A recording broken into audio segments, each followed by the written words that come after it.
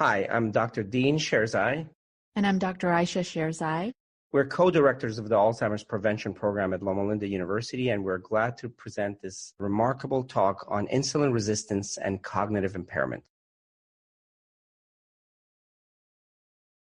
We have no disclosures to share. So let's review the learning objectives. This is a review of the latest statistics on Alzheimer's and dementia. We will discuss the role of genes compared to environment on the risk of Alzheimer's and dementia. We will review the intricate role of insulin and insulin resistance in brain function. We will also evaluate the data on the association between insulin resistance and inflammation and consequent cerebral metabolic impairment. Review the data on reversal of brain insulin resistance and cognitive impairment, and also discuss the concept of type 3 diabetes, which is considered to be controversial. We wanted to start with this amazing organ, the human brain. This is where most of the resilience as well as the problems start. You see, the brain has 87 billion neurons and more than 1 times 10 to the 50th processing capacity. It has as many as 1 quadrillion connections, and at any one point can consume more than 25% of body's energy. That's one energy-hungry organ. This organ was meant to survive up to the age of 30 or 40, and now we're living well into our 70s, 80s, and beyond. So this organ is overwhelmed throughout life. In fact, it does not sleep. It does some of its best work and best cleansing during those 8 hours of sleep. But before we go on to the power of the brain, we have to talk about the tsunami that we are facing, dementia. We started first with the definition of dementia. Dementia is the big category that includes Alzheimer's, Lewy body disease, frontotemporal dementia, Parkinson's dementia, Huntington's dementia, and many other disorders that go under this category. Dementia, by definition, is when somebody's having difficulty with their activities of daily living to the extent where they can't perform one or more of those activities, secondary to cognitive deficits. So what are some of the Alzheimer's facts and figures? This diagram or this figure was taken from the Alzheimer's Association's Facts and Figures, a report that they put out every year, and this is from 2022. The numbers are scary. Currently, we have 6.4 million people living with Alzheimer's disease in the United States. Every 64 seconds, someone is diagnosed with this devastating disease, and it is the third leading cause of mortality and morbidity in the country. And we believe that this number is an underestimation because there are many communities that don't seek help or don't seek any evaluation of cognitive impairment and dementia because they think that it's a normal part of aging. And evidence of that growth is that although we have survived and are doing better with diseases like HIV, stroke, heart disease, prostate cancer, breast cancer, and diabetes, the prevalence might not be reducing, but we're surviving them. Mortality from Alzheimer's has grown by more than 145% in the last 15 years. Now, the big myth is, first of all, that we can't do anything about these diseases. And secondly, that it's a genetic disease.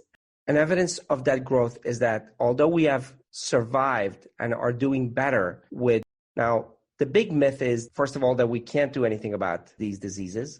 And secondly, that it's a genetic disease and genes drive the disease. Well, we have learned through new techniques such as genome-wide analysis and other techniques that nearly 25 to 30 genes are involved in Alzheimer's, meaning that they influence our prevalence, our tendency, our risk for Alzheimer's and other dementias. But in this case, we're looking at genes that deal with Alzheimer's. But only 3% of Alzheimer's is overly driven by genes. Means that if you have these particular genes, you will get the disease within normal lifespan. These genes include presenilin 1, presenilin 2, and APP. But there are very rare cases and rare diseases. Other genes who have also high penetrance, such as ApoE4, are more prevalent, and they confer some risk. If you have one gene from one parent, your risk goes up as much as 4 times. And if you have 2 genes, one from each parent, your risk goes up as much as 12 times. But even those with 2 genes don't necessarily get the disease. 50% of those who have both alleles never develop Alzheimer's. Now, other genes that are involved in your risk goes up as much as prevalent, and they confer some risk. If you have one gene from one parent, your risk goes up as much as 4 times. And if you have 2 genes, one from each parent, your risk goes up as much as 12 times. But even those with 2 genes don't necessarily get the disease. 50% of those who have both alleles never develop Alzheimer's. Now, other genes that are involved in Alzheimer's have lower penetrance, meaning that they have less influence. And these genes, again, are related to things like inflammation, glucose regulation, and waste disposal. So in many ways, as one can see, these are not direct Alzheimer's genes, but secondary lifestyle factors that enact through genes their effect on one's risk. ApoE4 is a lipid transporter protein, and people who have ApoE4 have poor lipid transport as well as increased inflammation, so therefore they have greater risk. ApoE2, on the other hand, is the opposite direction. People who have ApoE2 have lower risk. The same thing is true for people with inflammatory genes. People who have poor genes for response to inflammation actually have higher risk. So the genes are actually a representation of our response to life's events. So we'll start with overview of insulin resistance. Insulin resistance occurs when the binding to the receptor is diminished in its effect. This is a two-directional process, meaning that the insulin is not as sensitive to the receptor, and the receptor does not recognize insulin as well. It also refers to insulin's ability to engage its canonical signaling network in any target tissue. The signaling mechanism of insulin and its relation with cell is complex, and that process is affected when somebody has insulin resistance. It's accompanied by increased release of insulin as a feedback mechanism from the pancreas to meet the demands of chronically elevated levels of glucose and or increased amount of adipose tissue that requires insulin for its glucose metabolism. Prolonged elevation of systemic insulin may ultimately lead to a dysfunction in insulin signaling. Now, let's talk about the risk of developing Alzheimer's in the aging society that we live. 1 in 10 individuals over the age of 65 have a risk of developing Alzheimer's. In fact, they do develop Alzheimer's. And that number doubles every decade until at age 85, nearly 50% of individuals have Alzheimer's. There are some disparities as well.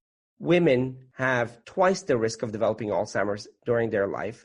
Even when you consider survival bias into this, they still have a much higher risk than men. Now, let's talk about the risk. There are some disparities as well. Women, now the cost of this disease is absolutely bewildering because whereas the second costliest disease, heart disease, is around $120 billion in the United States, Alzheimer's by itself is costing our healthcare system $259 billion directly and another $240 billion indirect cost. This numbers as far as cost and prevalence is increasing rapidly. By 2050, nearly 16 million Americans are expected to suffer from this disease, and the cost is expected to climb anywhere between $2 to $3 trillion, which by itself will collapse not just the healthcare system, but the system in general. Now, the risk factors are many that we share with other diseases, such as stroke and vascular disease. The modifiable risk factors and non-modifiable risk factors are common.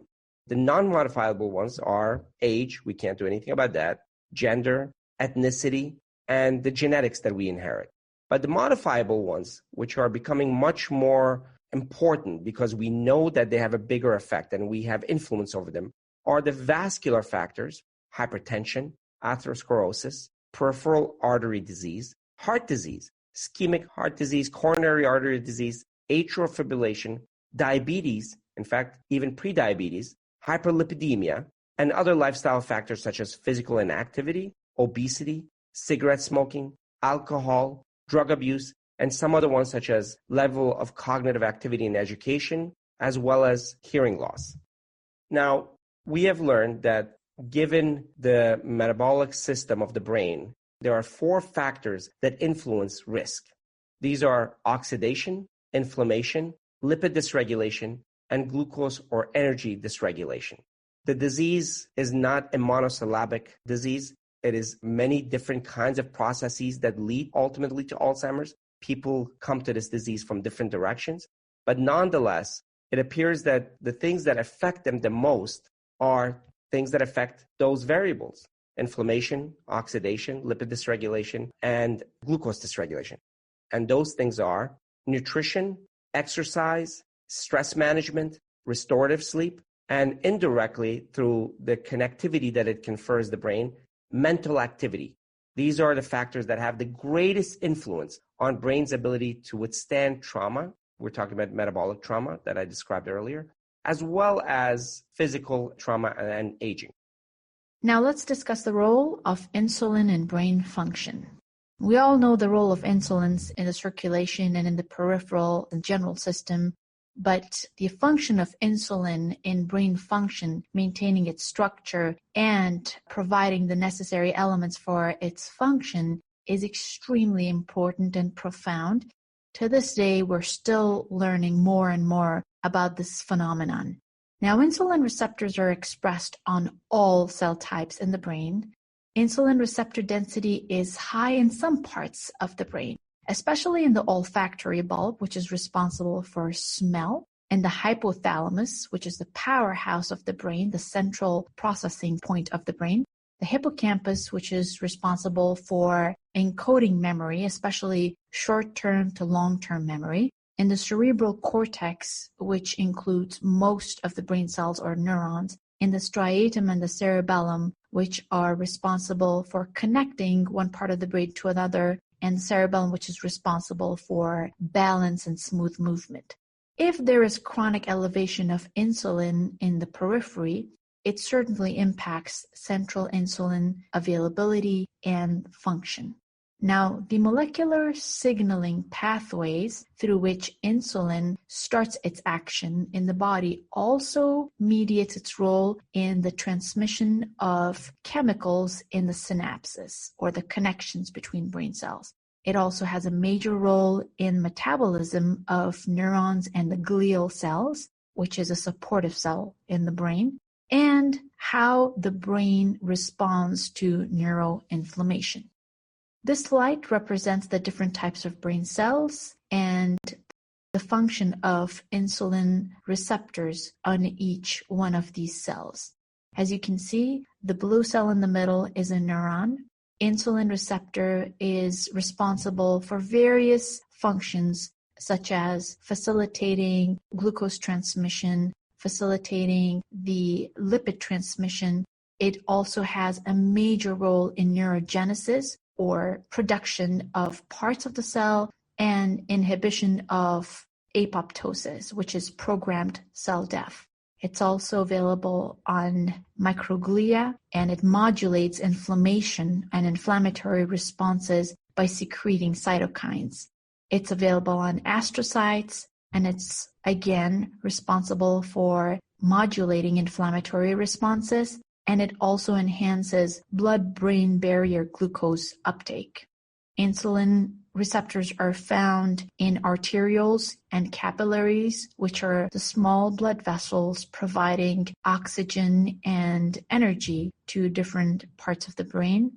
The insulin receptor-mediated transport of insulin in the brain across the blood-brain barrier is a major point and focus of research right now. And diseases such as neurodegenerative diseases and also vascular diseases like stroke have a major role, and insulin receptors can affect the pathogenesis of these diseases.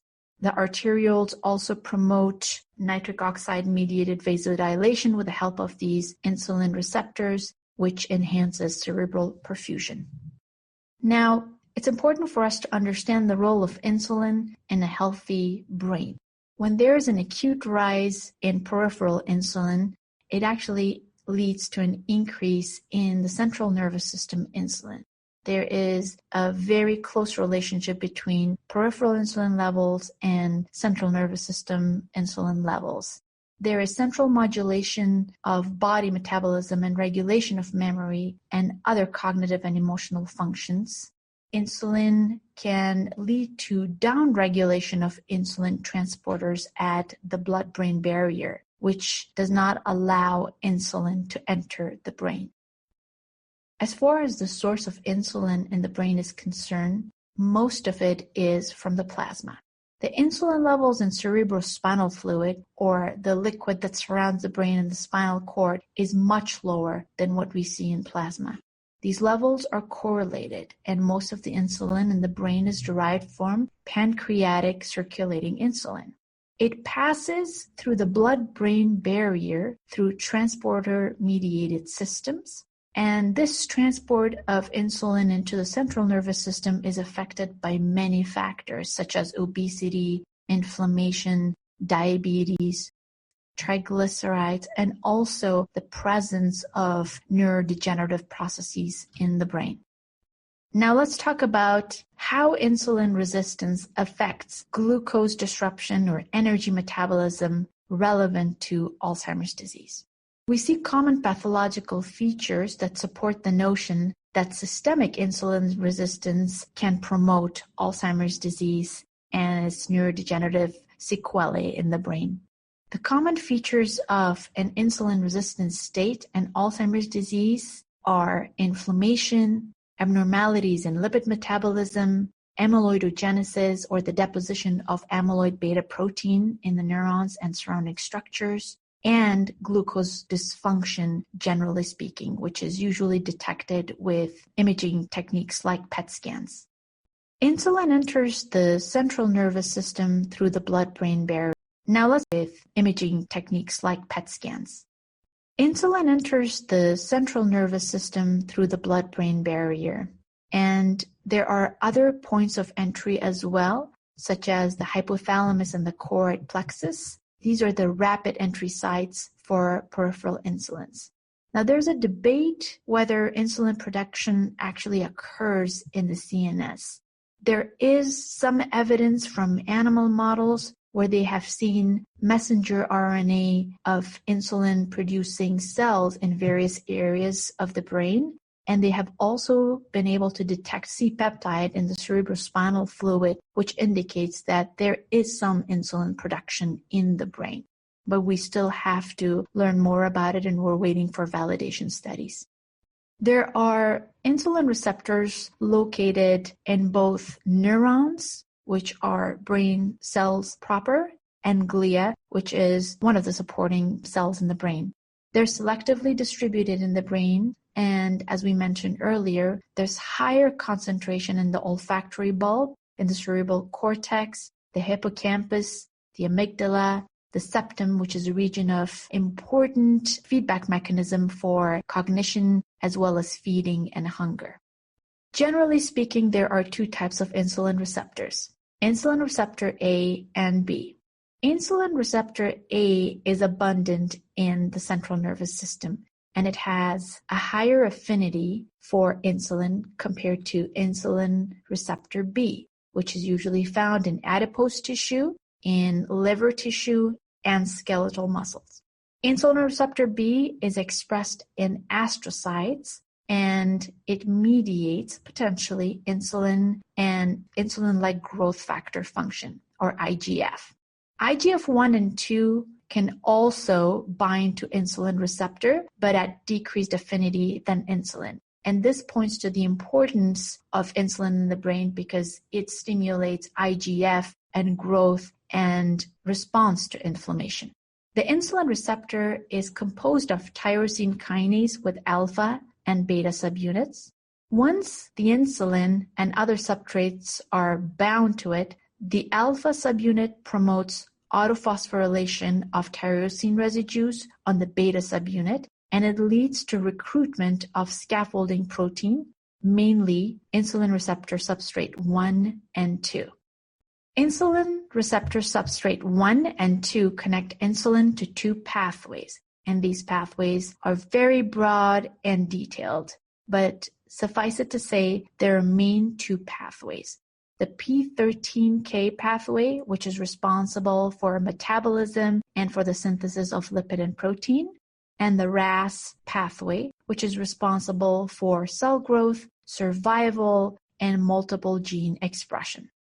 The IGF receptors are also tyrosine kinase, which binds these IGF receptors and insulin together. There are two types, IGF-1 and IGF-2. Both the insulin receptors and IGF-1 can form hybrids with each other. They combine and they create hybrids. The distributions are regionally specific, so one area of the brain has more than the other, and the area is determined by the need. So areas of the brain that are highly active, metabolically speaking, have more representation of these hybrid receptors compared to those that are not. Memory improvements has actually been seen after administration of intranasal insulin in some studies based on the activation of these hybrid receptors, which is incredible. And we'll talk about that later, of how an external source of insulin can, for a short period of time, enhance the function of these hybrid receptors in different areas of the brain. Let's talk about insulin and cerebral glucose metabolism. There have been multiple clinical studies that have used the concept of an acute administration of insulin and how it affects memory. And we have learned a lot about the function of insulin in the brain based on these clinical studies. Studies that have administered insulin while maintaining euglycemia or normal glucose levels in the peripheral circulation have shown that specific cognitive domains improve after that, specifically verbal memory. Now, it's important for us to know how important glucose is in the central nervous system. The brain only makes up about 2% of an average body's weight, but it utilizes 25% of the body's glucose at any moment and 20% of body's oxygen to meet its metabolic demand. So, as mentioned earlier, it's a very energy-hungry organ, and small vacillations in peripheral insulin and glucose metabolism can seriously affect glucose functioning and metabolism in the central nervous system. Now, the energy that is derived from glucose metabolism is used to maintain neuronal ion gradient and cell membrane lipid remodeling, among many other metabolic processes that enhance cognition and promote brain growth in general. In a recent study of adults with metabolic dysfunction, so those who had peripheral insulin resistance and perhaps some level of prediabetes, they found out that there was increased glucose metabolism in the brain as reported by a PET scan. A PET scan has a ligand 18-fluorodeoxyglucose or FDG, and it shows variable levels of glucose metabolism in the brain. So these individuals who had metabolic dysfunction showed increased glucose metabolism in their brain after a hyperinsulinemic clamp procedure was done. So insulin was given to them, and insulin was high in the peripheral circulation, and they started having increased glucose metabolism in their brain despite their metabolic dysfunction. Now, interestingly, glucose metabolism was not affected by this hyperinsulinemic condition in people who were metabolically healthy, which shows that the regulation of insulin from the peripheral circulation to the central nervous circulation gets damaged during these metabolic dysfunctions over time. When someone is healthy, in a healthy state, a transient rise in peripheral insulin can lead to an increase in insulin levels in the central nervous system, obviously, because it can transport through the blood-brain barrier. But if there's chronic peripheral hyperinsulinemia, what it does is it downregulates the insulin transporters at the blood-brain barrier, which in turn lowers the amount of insulin that enters the brain. Now, this causes a deficiency of insulin in the central nervous system. When there is deficiency of insulin, it leads to conditions like impairment in memory. It lowers the neuroprotective effect. It actually slows down synaptic transmission, and it contributes to a number of different problems that as a whole define neurodegeneration. As mentioned earlier, in a metabolically healthy state, when there is an acute increase in insulin levels, it has a beneficial impact on cognitive function. But chronically elevated insulin levels diminishes the insulin's end organ effects. In this case, we're talking about the brain. Now, there's evidence supporting this notion, and we've seen impaired learning in animal models of type 2 diabetes and in human beings with type 2 diabetes or even prediabetes. Higher fasting glucose and hemoglobin levels have correlated with lower volumes of the hippocampus. Now, the hippocampus is a very glucose-sensitive area of the brain that is responsible for encoding memory. And if someone has high glucose levels and abnormal hemoglobin A1C levels for a long time, there is shrinkage of the hippocampus and alteration of the microstructure of the hippocampus when seen with MRI images or functional MRI images. There's been data on older adults who have had insulin resistance with prediabetes or diabetes without any treatment to have Alzheimer's-like patterns of reduced brain glucose metabolism, and this has been quantified using PET scans. Diabetes has been shown to be a strong predictor of cognitive decline in older adults. Individuals with diabetes may be twice as likely to experience a decline in their memory and cognition over 5 years compared to those who don't have diabetes. And there's been several epidemiological studies that have described very strong association between insulin resistance and cognitive impairment and subsequent dementia in older adults. And given that we now know the current evidence is supporting insulin resistance and dementia, it should be considered a very important risk factor for cognitive decline, especially during midlife, because these pathological processes linger in the brain and exist in the brain at least 2 decades before the manifestation of the disease.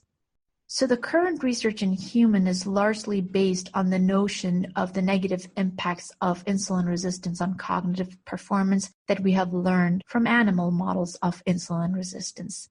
Recently, in the past 2 decades, we have had multiple studies showing different aspects of lifestyle affecting insulin and insulin resistance in the brain, leading to cognitive impairment. Stranahan, for example, demonstrated that a diet that was very high in saturated fats, supplemented with high fructose corn syrup as a proxy for a Western diet, led to poor performance on spatial memory and other cognitive tasks in animals, and it increased their chances of cognitive impairment after 8 months on this diet. So this points to the concept of lipotoxicity generating or inciting insulin resistance in the brain. The rats on a high saturated fat diet developed insulin resistance rather quickly, and it was accompanied with lower concentration of hippocampal brain-derived neurotrophic factor, which is a very important aspect of cognitive reserve. This is a paper that we published in 2018, and we found in a large population database called NHANES, the National Health and Nutrition Examination Survey, that regardless of a diagnosis of diabetes, adults with insulin resistance actually had lower cognitive state as measured by performance in multiple cognitive testing. So insulin resistance is not a static state. It causes diminishing of cognitive performance in multiple testing, whether it's short-term memory, processing speed, or verbal memory.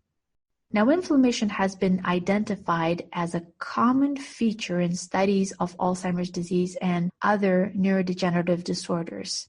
Inflammatory cytokines are usually elevated in the plasma and the cerebrospinal fluid of patients with Alzheimer's disease, and we have explored the role of these inflammatory mediators in Alzheimer's disease with a focus on the integrity of vessels and the blood-brain barrier. A powerful mediator of inflammation and vascular dysfunction, which is essentially damage to the blood vessel, common to both insulin resistance and Alzheimer's disease, are advanced glycation end products, or AGEs. AGEs are proteins, they're glycated proteins and fats that are formed through glycosylation, non-enzymatic glycosylation after exposure to glucose. So insulin resistance not only plays a role in neurodegeneration, but it causes significant damage to the vasculature, which in turn plays a major role in the development of Alzheimer's disease. These AGEs are high in adults with insulin resistance and diabetes. AGE binding to the target tissue and the receptor for these AGEs, or RAGE, can promote upregulation of mediators of inflammation. These can block the production of nitric oxide in the endothelium, which reduces its vasodilatory effect, and it can also stimulate oxidative stress, inflammation, damage to the vessels in the brain, as well as the same thing in the periphery as well. AGEs have been discovered in senile plaques, amyloid-containing senile plaques that have been associated with Alzheimer's disease, and they have also been found in neurofibrillary tangles, which contain tau in the neurons and in the glia. These AGEs have been reported to stimulate tau hyperphosphorylation, which is attenuated with the inhibition of the receptors for these AGEs in rat, which essentially means that insulin resistance and glucose dysregulation promotes the development of these AGEs, which in turn cause the pathogenesis of Alzheimer's disease. Insulin is a very development of these AGEs, which in turn cause the pathogenesis of Alzheimer's disease. Now, insulin is a very important mediator of lipid metabolism, and one of the core features of insulin resistance is dyslipidemia. Lipids and cholesterol make a significant portion of the brain mass, although the percentages have been widely exaggerated. There's a continual turnover, especially at the synapses and the cellular connections. And studies have indicated that there's a huge relationship between consumption of saturated fats, trans fats, and the development of insulin resistance centrally. There's significant amount of data showing that high-fat diet. Now, insulin is a very important mediator of lipid metabolism, and there's significant amount of data showing that high-fat diet is associated with the development of brain insulin resistance. In this particular study, it was shown that high dietary fat intake, especially saturated fat intake, contributed to cognitive decline in rats. And it hit specific parts of the brain that are very vulnerable to changes in glucose metabolism and insulin resistance, such as the hippocampus and its surrounding structures. As far as data on reversing insulin resistance is concerned, unfortunately, most of them are based on laboratory or animal data, and human studies are still lacking. There's been some studies of pharmaceuticals and reversal of insulin resistance and brain health, but these have only looked at cognitive tests as outcome. They've done studies on liraglutide, exenatide, and leptin. When it comes to lifestyle and reversing insulin resistance, we know that overnutrition in the form of high circulating levels of glucose, free fatty acids, and or amino acids derived from meat products induce central insulin resistance. A central lipid excess or lipotoxicity produced by either a direct administration of intrabrain lipid or high-fat diet feeding in animal models activated certain signals such as the hypothalamic TLR4 and downstream inflammatory signals in animal models, which again points to the fact that lipotoxicity has a major role in the development of insulin resistance in the brain. There's also evidence that saturated fatty acid palmitate induces inflammatory markers such as the NF-κB signaling through the TLR4 dependent mechanism when it's added to neuronal cell cultures or when it was infused into mice brain. And what it did was it induced leptin and insulin resistance, which again caused downstream glucose dysfunction and subsequent cognitive impairment. As far as models of reversal of cognitive impairment in insulin resistance is concerned, only drug models have been published. There have been clinical trials looking at intranasal insulin administration and reversal of central insulin resistance and improvement of cognitive status. But most of these studies are very short-term, in small population, and the effect is modest. In the absence of insulin administration, the person continues to have cognitive impairment and the sequelae of dementia. A clinical trial was published that showed that rosiglitazone, which is a potent agonist at peroxisome proliferator activated receptor gamma, suggested that there was an improvement in cognitive function in Alzheimer's patients. But again, this study has not been replicated and validated in other populations. Individuals who have a diet high in cholesterol, saturated fats, and total energy, and low in fruits and vegetables and unprocessed plant foods are at a higher risk of developing brain insulin resistance. These diets increase the accumulation of A-beta protein in the brain, which damages neurons and have been implicated in the pathogenesis of Alzheimer's disease. We, Dean and I, are currently studying lifestyle-based models of insulin resistance and its reversal by subjecting a population in the Beach Cities Brain Health and Lifestyle Interventions. Individuals who have a diet high in cholesterol, saturated fat, and total energy, and low in fruits and vegetables and unprocessed plant foods are at a higher risk of developing brain insulin resistance. These diets increase the accumulation of A-beta protein in the brain, which damages neurons and have been implicated in the pathogenesis of Alzheimer's disease. We, Dean and I, are currently studying lifestyle-based models of insulin resistance and its reversal by subjecting a population in the Beach Cities Brain Health and Lifestyle Intervention Study to a 3-year lifestyle program, which includes the consumption of whole food plant-based diet along with other lifestyle measures such as exercise, cognitive activity, stress management, and sleep hygiene, or, ruling out sleep disorders. Very excited to be able to present that in the future. And the hypothesis is that defective insulin signaling and inflammation and neuronal dysfunction as a consequence among people who have mild cognitive impairment can be reversed with a whole food plant-based diet along with the mentioned lifestyle elements. Alzheimer's disease has often been referred to as type 3 diabetes. And the group that started referring to Alzheimer's disease as type 3 diabetes were looking at models of glucose dysfunction. Now, as you can see from this particular model, if there is insulin resistance in the peripheral tissue, these can act as pro-inflammatory states, increasing the production of cytokines, neurotoxic elements like ceramides, obesity-induced NADPH, which essentially points to abnormal metabolism, generally speaking, causing oxidative stress in the brain. And this insulin resistance is translated into the brain and becomes a prominent feature in the central nervous system, which in turn causes the release of certain chemicals and activation of mechanisms, which causes, in turn, insulin resistance in the peripheral tissue. And this becomes a very toxic cycle, which has interrelated pathogeneses. The concept of type 3 diabetes stemmed from studies that showed that glucose metabolism abnormalities cause deficits in particular areas of the brain and subsequently resulted in Alzheimer's disease or cognitive impairment.